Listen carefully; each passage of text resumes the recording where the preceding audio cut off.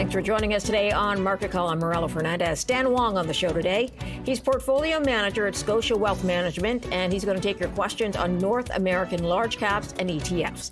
Here's how to reach us. Call toll free 1-855-326-6266.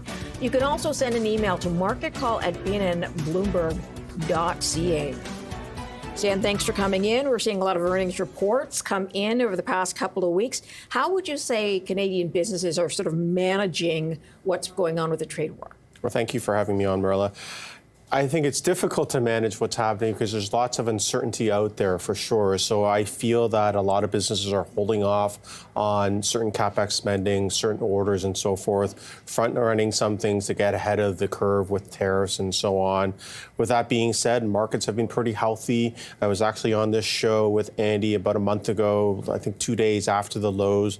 And since the April 8th lows, we're up about 13-14% on a closing basis. Intraday, even more so. And I think generally speaking, investor sentiment has been improving.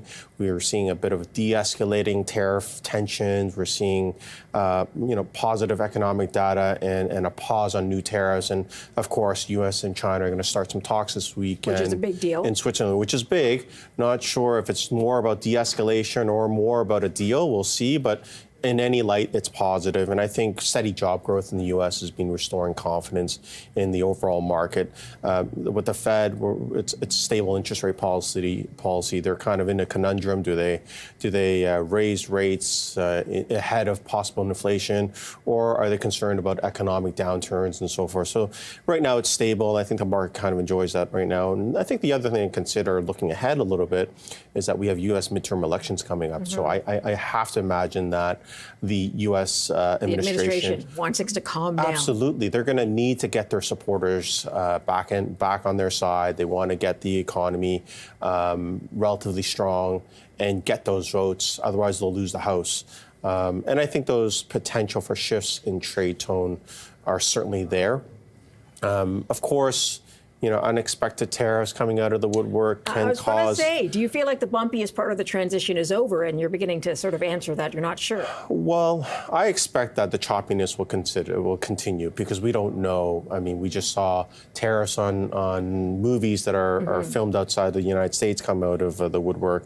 And there's geopolitical tensions happening around the world, political uncertainty. So there's going to be choppiness. But, when do we have clear skies and clear sailing? We're going to see choppiness going forward. But we are constructively optimistic that as the trade tensions kind of come down, we'll see markets sort of slowly melt upwards. Got it. Okay, we are going to take a quick break, line up some phone calls. Stan Wong with us today, portfolio manager at Scotia Wealth Management, taking your questions on North American large caps and ETFs. Back in a moment.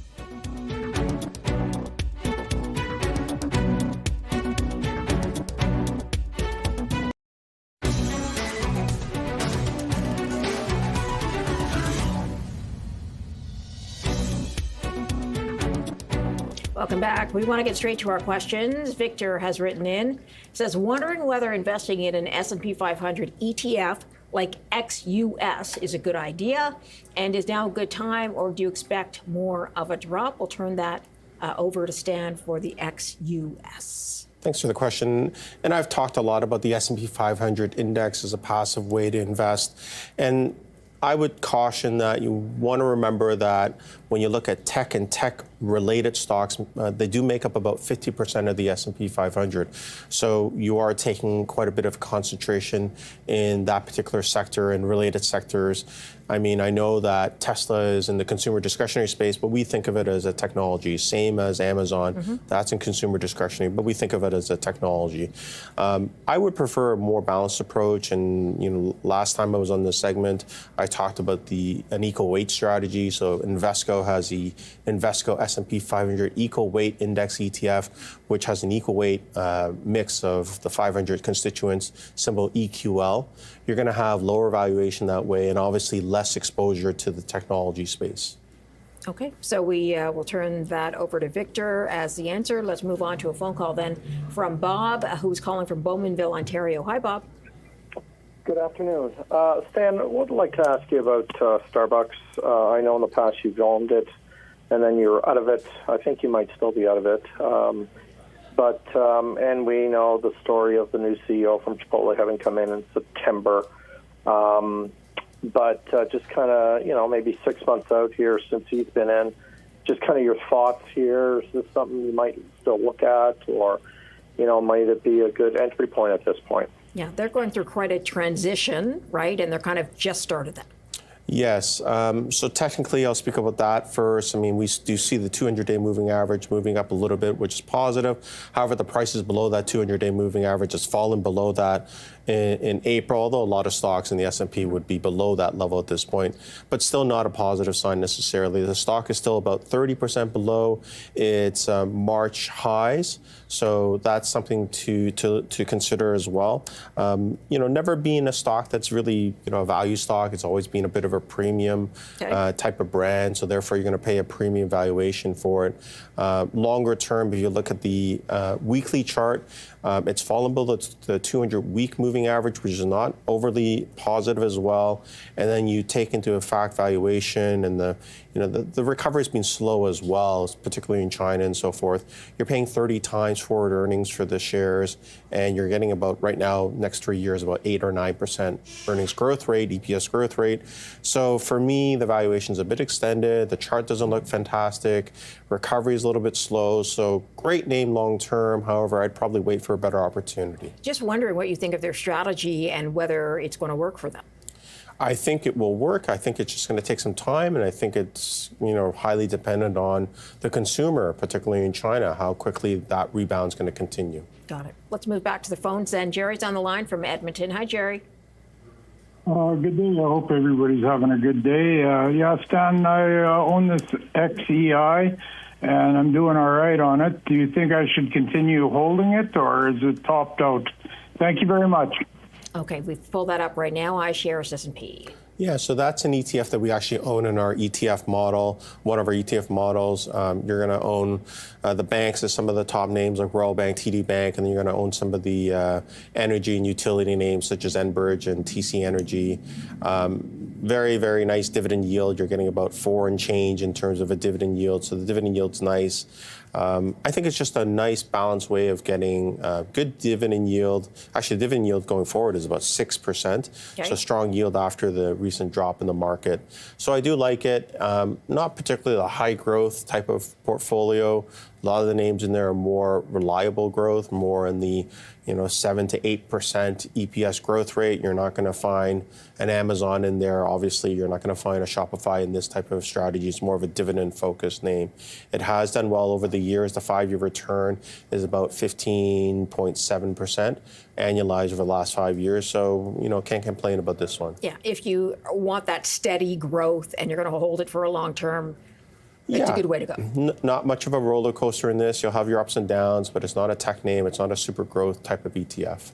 Okay, that sounds good. We'll go back to the phone lines. John is on the line with his question. He's calling from London, Ontario. Hi, John. Hi, Marilla. Hello, Stan. Good timing. Stan, I own Uber, and I'm losing patience with it. They just reported a miss. They've got good growth. They've got an excellent business model. I love all the Uber cars everywhere. What do you think of the profitability, and what do you think of management in the future? Thanks very much. Okay, thanks for that question. Uber did just report, and there was some disappointment. Yes, they missed on a few key metrics. When you look at the stock, I mean, if you look at the past year, it's really been quite sideways, up and down. So it's been a bit more of a trading stock more than anything. It is above the 200-day moving average, which is great, but the 200-day moving average has really been quite flat. So that's something that you want to watch out for. Again, it's probably just going to be more up and down. Earnings estimates going forward have ratcheted down a little bit, but you're still paying about 30 times forward earnings, so that's problematic in my opinion. The 200-week seems to be steadily moving higher, which is positive. But again, they missed some of their metrics. The technical picture is, neutral at best at this point. It's not a name in our portfolio. Longer term, they're going to face a lot of competition in this particular space, not just the Uber cars, but also, with Uber Eats, with DoorDash, and all these types of different names out there. So lots of competition. There's regulatory risks happening around the world with Uber. So it's a name that we've shied away from for the time being. Got it. Okay, we are going to take another quick break. Stan Wong sticking around to answer your questions today on North American large caps and ETFs. We're back in a moment.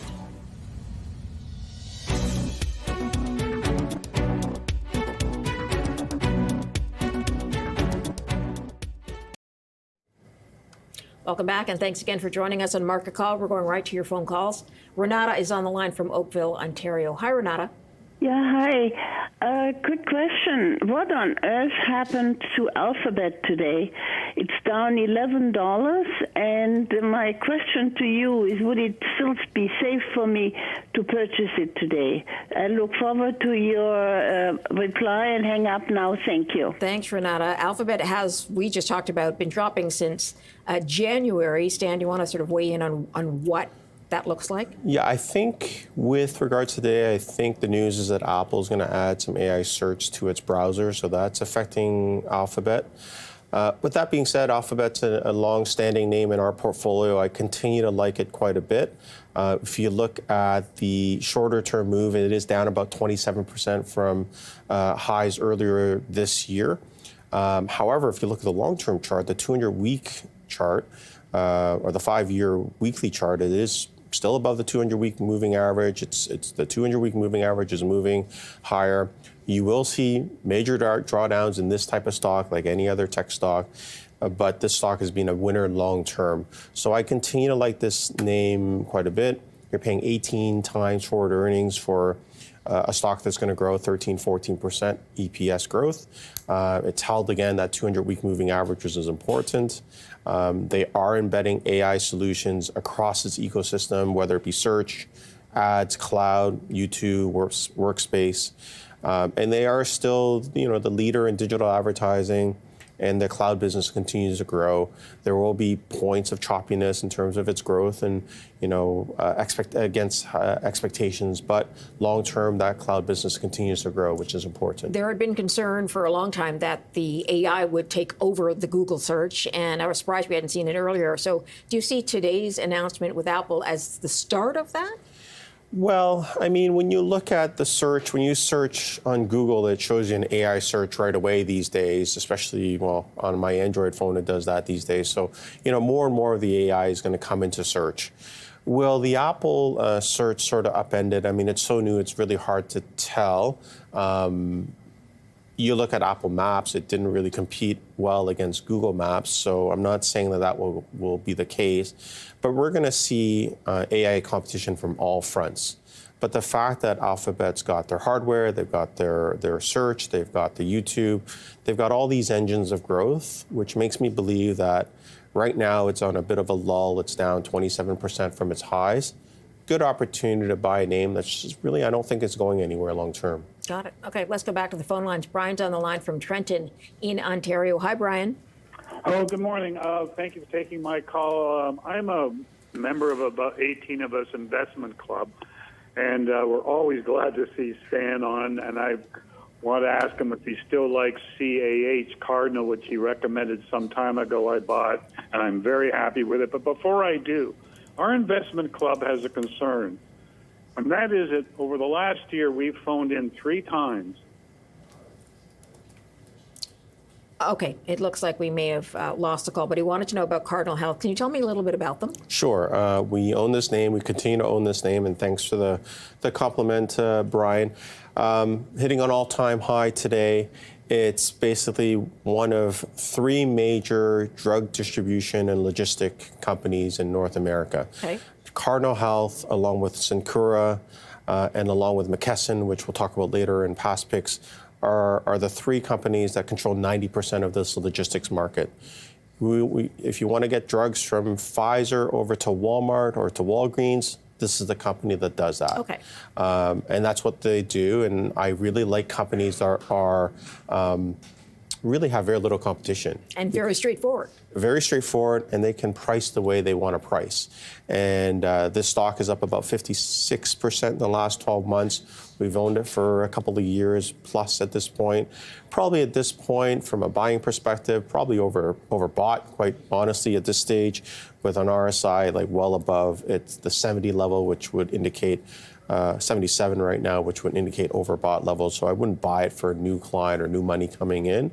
But long term, with an aging demographic, right now there are so many drugs that Americans take on a daily basis. That number is going to increase over time with changing demographics and the advent of diabetes and also weight loss type of more complicated health problems, right? Weight loss. That weight loss management section should grow long term. So I do like the name, just wouldn't buy more of it at this stage. But you'd hold on to what I you would have. absolutely hold on to it. Got it. Okay, let's go back to the phone lines. Greg is on the line from Toronto. Hi, Greg. Hi, good afternoon, Morella and Stan. Stan, my question was on Walmart. And over and above that, many of the retailers and manufacturers that are going to be affected by these supply chain shortages. I hear about vessels coming in to the port, arriving now half full of containers. Of course, it'll affect many truckers that normally haul these containers. Do you think we will go through a quarter at the least of reduced margins that will be a result of these supply chain issues? And how? What impact will it have on the market, do you feel? I'll listen to you. Okay, so Walmart, as we know, does source from all different places. A lot of it will come from Asia. That's going to be under a tariff. That's kind of still working through the system, though, isn't it? It's so early at this point. I mean, the tariffs are really not in place, quite frankly, at this point. We've got talks coming up in Switzerland this weekend. Things can change on a dime. Are companies sort of holding off on what they're doing or changing what they're doing right now? Certainly they are. But I don't think that we see or I see tariffs being where they are today or announced 1 year later today. So I just think that it's premature to think that, okay, there's going to be supply disruption and, companies have to go elsewhere to purchase things and we're going to move factories from one place to the other. I just think it's premature to think that. When it comes to the stock, technically speaking, Walmart is great. It's a technician's dream, higher highs, higher lows. With that being said, it is up there in valuation. It's trading about 38 times forward earnings. Okay. You're getting about a 7.5% earnings growth rate. So from a valuation and a PEG ratio perspective, it's a bit expensive. It's over 5 times PEG ratio at this point. We sold a similar name a couple of months ago, or about a month ago, Costco, with the same sort of issue. Value, great company, great franchise. I go there every week. But just expensive. Valuations get expensive. And we rotated into some of the names that got beaten up, such as an Alphabet and so forth. So I like the franchise. I just think that at 38 times earnings, you're getting 7.5% earnings growth rate. Kind of not the valuation that we want to have in our portfolio. Got it. Okay, let's go back to the phone lines. Ted's on the line from Toronto. Hi, Ted. Hi. My question is on the Financial Select Sector SPDR Fund, XLF, and several months ago you spoke very positively on this, and I made a small investment. I'm a senior. I'm wondering if this is a good time to add to it again. Okay, let's pull up the chart for XLF, Financial Sector. Select sector, excuse me. Yeah, so U.S. financials have been one of the better places to be so far this year. It's held its own very, very well. Obviously went down with the whole tariff thing in April, but it's rebounded nicely. Some of the top holdings would include Berkshire Hathaway, JP Morgan, Visa, MasterCard. We own this in our ETF model portfolio as well.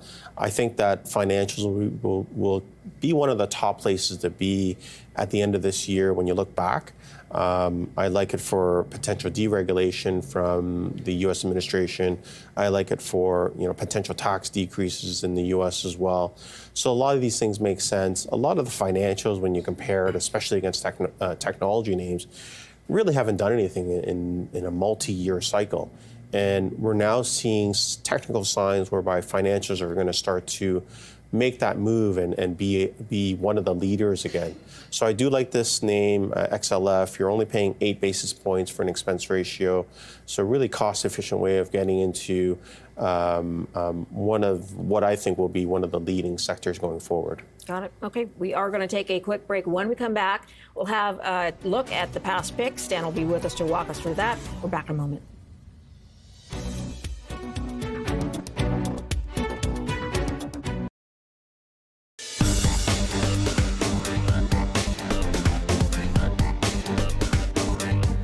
Time now for a look at past picks. Stan was here May 2nd, 2024, and these were his picks at the time.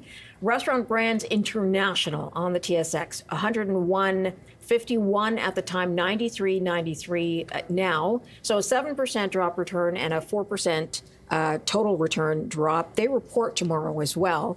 What has been happening with Restaurant Brands over the past year?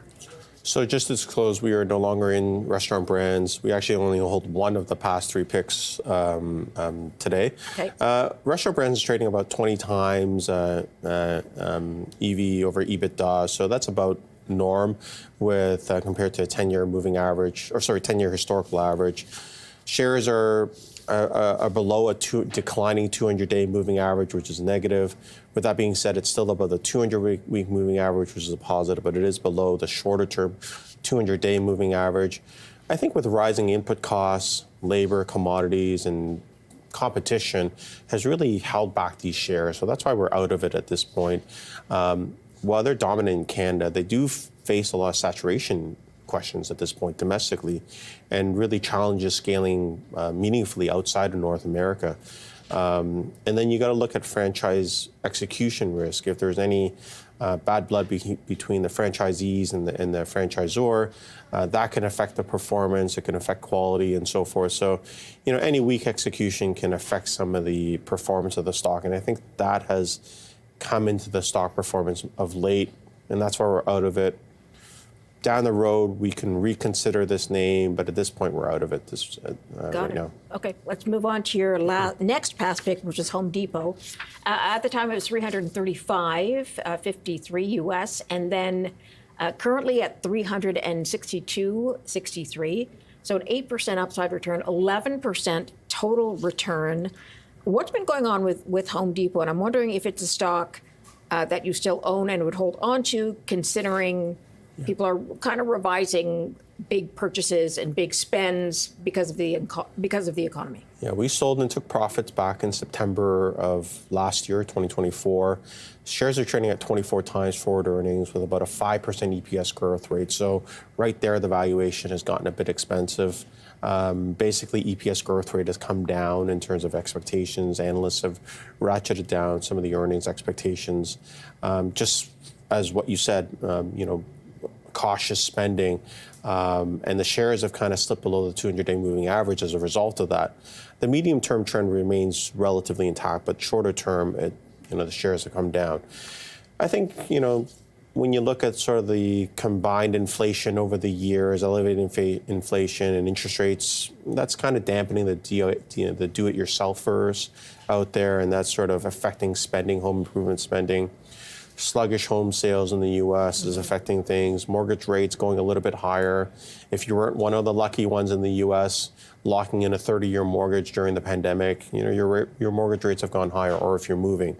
So that's kind of weighed on growth prospects for Home Depot. I think it's a great a brand, a great name, but we're midway through the economic cycle, in my opinion. Probably a little late to be owning this name. You kind of want to own this early cycle. Got it. Okay, let's go to your last pick from May of last year, which was McKesson on the New York Stock Exchange. And you touched on this earlier, pharmaceutical and surgical supplies distribution. And I wanted to ask you, because I did pull up the line chart, and it has been falling since last fall. Was there anything you can remember that led to that? And I'm wondering if you still like the stock. I still like the stock. It's one of the only 3 names that we continue to hold the past picks. It fell in October, if that's what you're referring to. I don't recall what it was that made this sort of stock move I think it was just looking at the charts, it was just sort of sales kind of disappointed a bit. But as you can see, this stock rebounded very quickly. That's what you get when you kind of control, with two other companies, 90% of the market share. And I continue to like this name. Again, aging demographics, that demographic tailwind will help a name like McKesson or Cardinal and so forth. Long term, you're seeing a great ascending channel of rising 200-day and a 200-week moving averages, so that's positive as well. They beat in their last quarter and they raised their full-year guidance, so those are positives on a fundamental level. You're paying 20 times forward earnings and you're getting about a 14-15% growth rate. That's a great PEG ratio for me. Got it. Okay, we are going to take another quick break. Stan Wong is sticking around to answer more of your questions when we get back.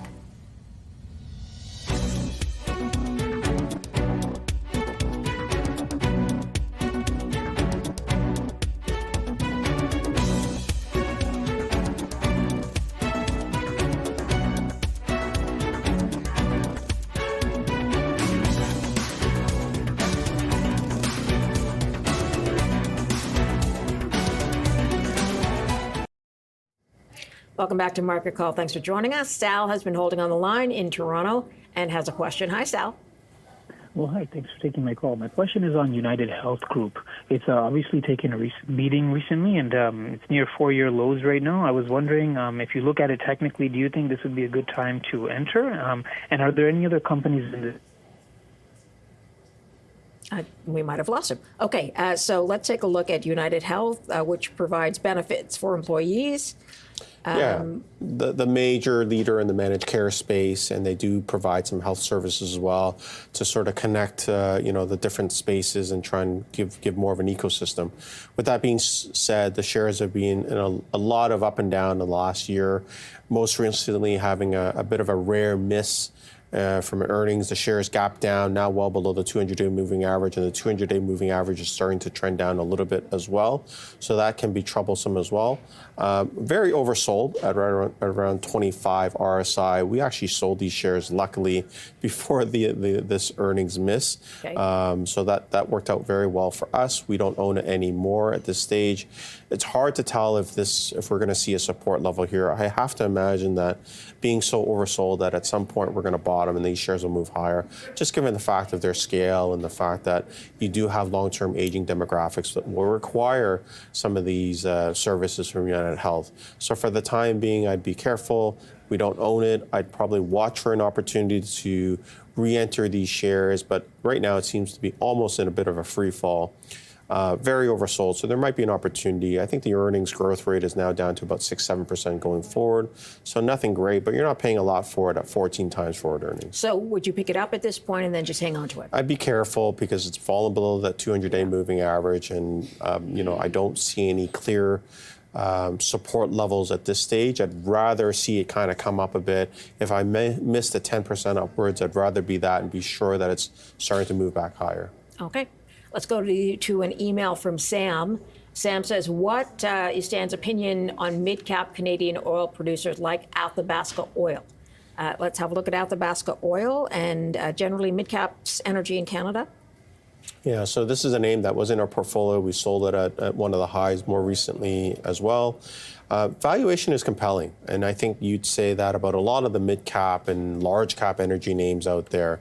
But those attractive fundamentals are offset by really weak sector sentiment, which really surrounds global macroeconomic concerns. What's happening with the tariffs? Are we going to slip into an economic global downturn? OPEC is turning on the taps and disrupting. So that's affecting a lot of these energy names.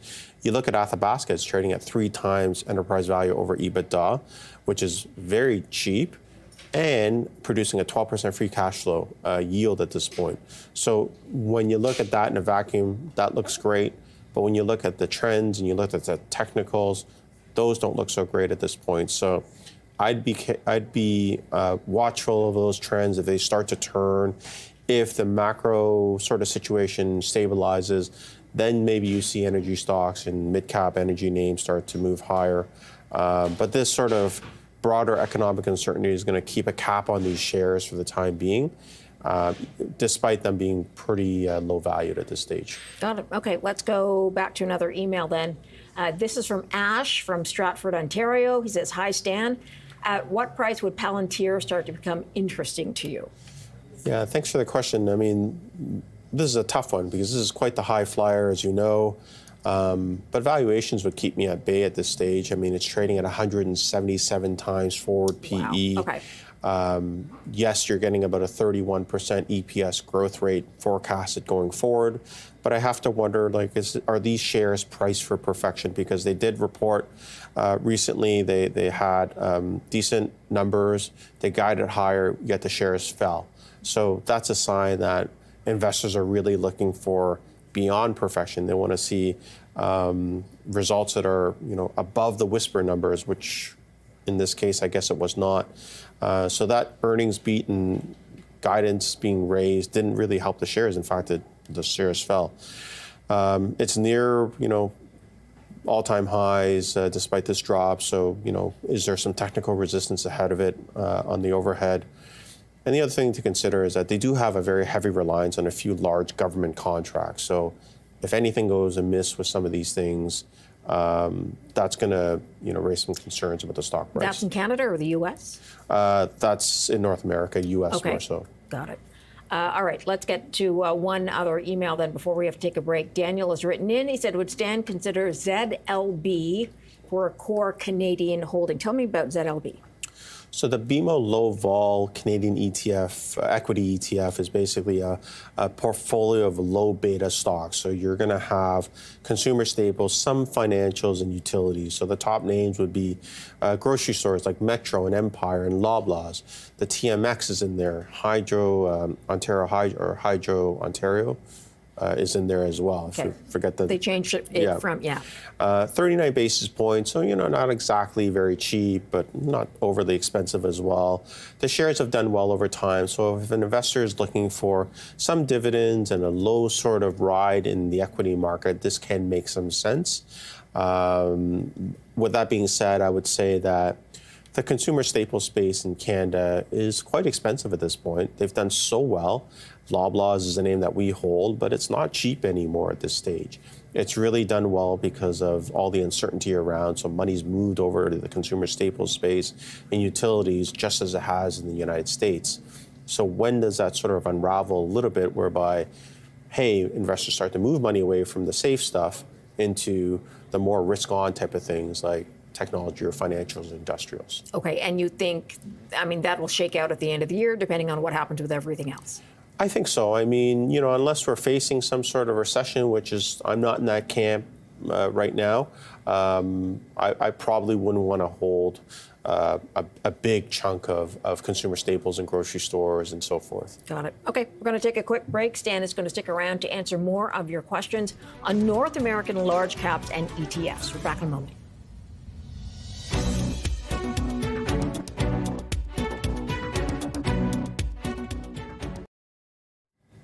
Welcome back, and thanks for joining us today. Let's go to your phone calls. Derby on the line from Vancouver. Hi, Derby. Hi, good morning. It's actually Debbie. Oh, sorry about that. That's okay. Anyways, I just wanted to know your thoughts on BCE. I've heard there might be a dividend cut, and we do own it. So I'm just wondering if we should cost average this stock. And thank you for listening. I will hang up and listen to your opinion. Thank you so much. Thanks for the call, Debbie. Okay, so a lot of questions we've had about BCE, which is the parent company of this channel under the Bell Media name, because the stock has moved lower like a lot of telecoms, but also there's been a lot of conversation about whether or not they will decide to cut the dividend. What's your take? Well, according to my Bloomberg screen, the expectation is for a cut of nearly 50% on the shares, down to 50 cents a share, starting in this month, actually. So we'll see if that actually happens. That's just an estimate on Bloomberg. So we do see a projection of cuts to the dividend going forward. Obviously, the shares is in a bit of a holding pattern, a transition period, with the company making some moves with MLSE and also their fiber network in the U.S. Technically speaking, the shares are having a rough go, below the 200-day, below the 200-week moving average. not something that I would probably add to at this stage. I think at some point things can turn around a little bit, but the earnings growth for the next little while is pretty substandard at negative earnings growth over the next few years, according to Bloomberg, down about 4% earnings growth forecasts. So for me, it'd be tough to add to the shares at this point. If you own shares, you can continue to own them. A lot of investors, if they've had them for many, many years, they're probably still in a capital gain situation, so it makes it difficult for them to sell it. So if you own it, maybe you want to consider the dividend will still be attractive, even if they cut even by 50%. Dividend is now showing 13.43, which I don't think is going to be sustainable going forward. Got it. Okay, let's go back to an email from Rob. Rob says, what do you think about the prospects for Arista Networks, considering the latest report, Arista? So the shares are trading about 37 times forward earnings with about a 15% EPS growth rate expectation. The shares are broken below the 200-day moving average, which is a negative. But then again, much of the market has because of the correction last month. I think the risk I would see here is a customer concentration risk. They have a few hyperscalers. Any pullback in CapEx from clients like Microsoft or Meta, that can significantly impact some of the results. So this is a name that I'd probably be careful of. They also face very strong competition from names like Cisco and Juniper as well. So not a name that I come across too often, but just sort of looking at the charts and sort of some of the risks involved, something we don't have and doesn't really show up on our radars. Got it. Okay, let's get to another email. This one from Suzanne. She says, is Sun Life a trim, or is there meaningful upside from this point on? We'll pull Sun Life up in a moment and take a look at that. What's your take on Sun Life? So Sun Life is a name that we own on our portfolio. I like some of the Canadian insurers. Chart looks great above the 200-day, which is moving higher, above the 200-week moving average, which is also moving higher. You're getting a pretty decent dividend from Sun Life. We also own Manulife as well. You're getting a 4% yield from the shares. The yield's grown about 9% over the last 5 years net growth. You're not getting explosive growth from a Canadian insurance company. You're getting steady Eddie type of growth with a good dividend. You're paying about 11, 12 times forward earnings. So I do like this name. Again, it's not an Amazon. It's not those high growth type of names. But for yield and for steady growth, I do like Sun Life. Got it. Okay, we'll go to another email then. This one is from Philip.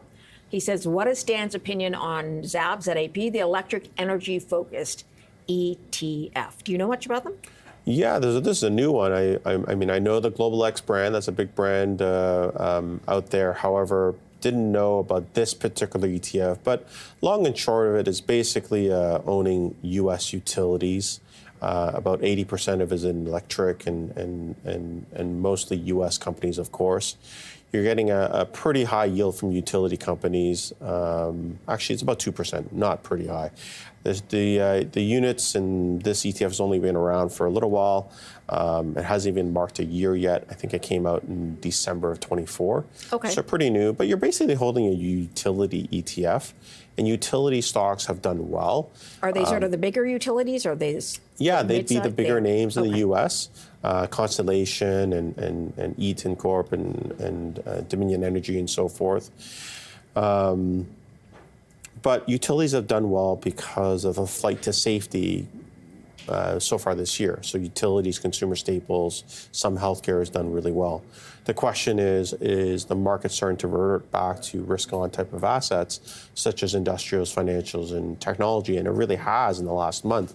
Whether or not that continues is a different story. Like I said, I think we're still mid-cycle. I think that there's still room to grow and higher moves ahead for this secular bull market. So utilities probably wouldn't be the number one space. It's a safe space. I think it'll make you money and you're going to get a yield from that. But will it grow as fast as U.S. financials or U.S. industrials or technology for that matter? Probably not, in my opinion. Got it. Let's get to one more email then from Andrea. Andrea says, your guest take please on TELUS for the next 3 years. Very specific good timeline there. TELUS, of course, another communications company that's doing some similar things you mentioned as BCE, like trying to sell some of the rights to its tower and trying to basically expand to bring the stock up. Yeah, so TELUS is different in that they don't have the same media content or the media assets that BCE and Rogers is dealing with, but the shares are still moving lower, below the 200-week moving average. I believe it's also below the 200-day. It is below the 200-day moving average still at this point, which is also trending lower. So it's not a name in our portfolio. Again, I think you really need interest rates to come down dramatically for some of these telcos and utility names to move higher. You're getting a yield of 7.64% today. I'm going to quickly check in terms of how secure that yield is. And it is the expectation that the yields will probably come down a little bit going forward to around 5.9%. So, there could be a dividend sort of ease there as well. So the telco space has been tough, I think, in Canada. That's, no doubt about that. At some point, when we transition into a different phase, that might be an area to buy these defensive type of areas and more yield. But right now, we're out of these telco names, both in Canada and the U.S. Okay, good to know. We are going to take a quick break. We will have new picks from Stan when we come back.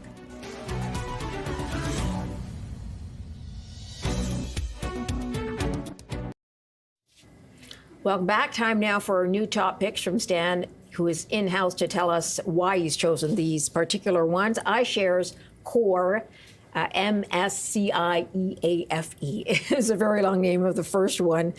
Tell me about this one.